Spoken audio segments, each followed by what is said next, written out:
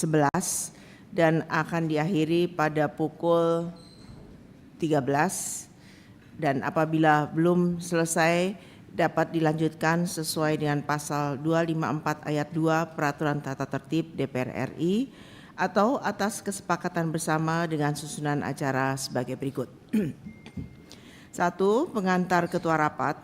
2. Penjelasan Menteri Kelautan dan Perikanan. 3. Tanggapan anggota Komisi 4 DPR RI. 4. Jawaban Menteri Kelautan dan Perikanan. 5. Kesimpulan rapat. 6. Penutup. Apakah susunan acara tersebut dapat disetujui? Hadirin yang saya hormati, kita ketahui bersama bahwa tahun 2025 diawali dengan berbagai tantangan global yang kompleks, mulai dari ketidakpastian dalam perekonomian dunia, meningkatnya praktek proteksionisme dan perang dagang, hingga dinamika geopolitik yang semakin memanas. Di samping itu, krisis iklim, bencana alam, serta ketegangan terkait perkembangan teknologi dan kecerdasan buatan atau artificial intelligence turut menambah kekhawatiran akan adanya perubahan yang cukup signifikan di masa depan. Selain itu, kebijakan perdagangan Amerika Serikat terutama yang berkaitan dengan peningkatan tarif impor dan pajak atas produk asing telah memberikan dampak signifikan terhadap kinerja ekspor perikanan Indonesia.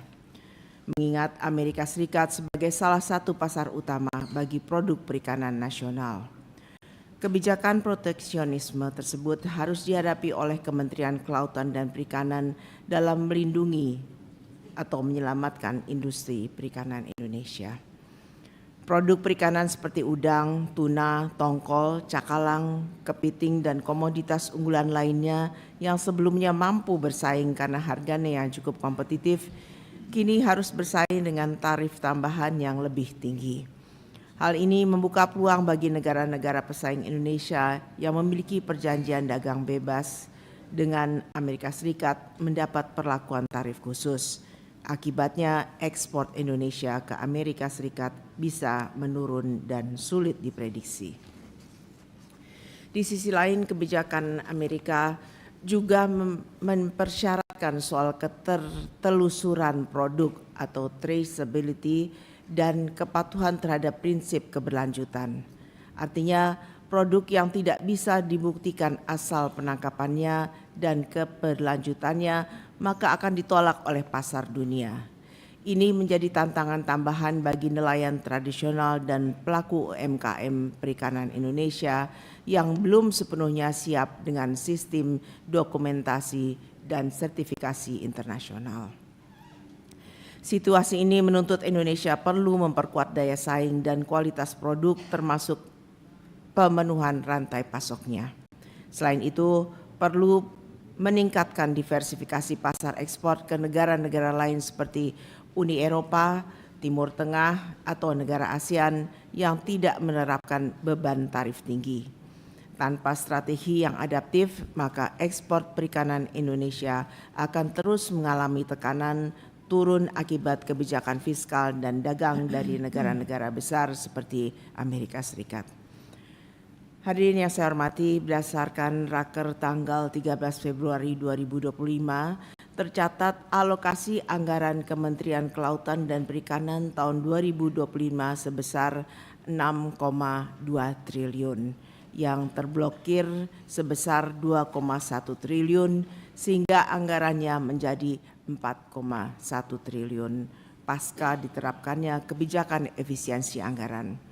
Untuk itu, pada Raker hari ini Komisi 4 DPR RI ingin meminta kejelasan perkembangan alokasi anggaran mana saja yang sudah dibuka blokirnya untuk kegiatan prioritas, pengelolaan pinjaman dan hibah luar negeri atau PHLN, dan yang bisa dimanfaatkan untuk bantuan masyarakat. Hal ini penting mengingat alokasi anggaran Kementerian Kelautan dan Perikanan tahun 2025 yang tergolong kecil ini harus dioptimalkan dengan sebaik-baiknya, tepat sasaran, transparan, dan akuntabel untuk kesejahteraan masyarakat.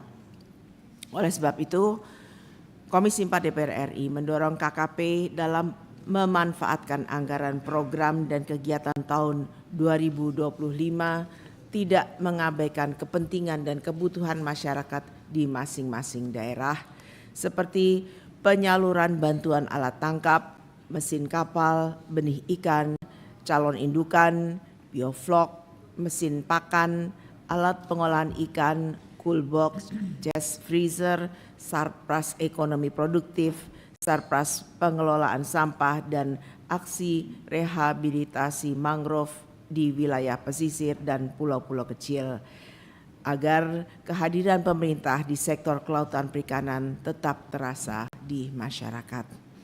Hadirin yang saya hormati, demikianlah pengantar yang kami sampaikan.